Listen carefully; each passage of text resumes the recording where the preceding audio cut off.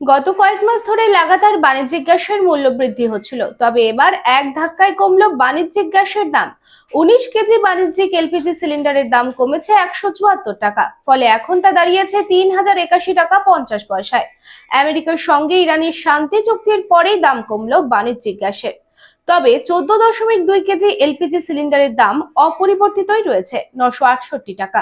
স্বাভাবিকভাবেই বাণিজ্যিক গ্যাসের দাম কমার কারণে দোকান, হোটেল সহ ছোট ব্যবসায়ীরা উপকৃত হবে বলে মনে করা হচ্ছে। समाज सेवा के पथ पर हमेशा अग्रसर लायंस क्लब ऑफ रानीगंज द्वारा संचालित नेत्र चिकित्सा के क्षेत्र में विश्वसनीय Lions MJM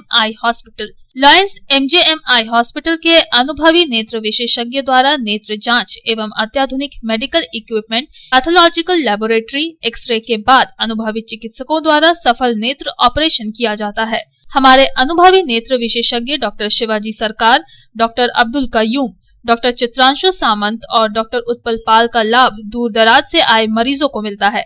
Raniganj eye hospital के साथ जुड़ा बेहतर चिकित्सा का एक और पहल रानीगंज लायंस राम अवतार Bajoria memorial diabetic care centre.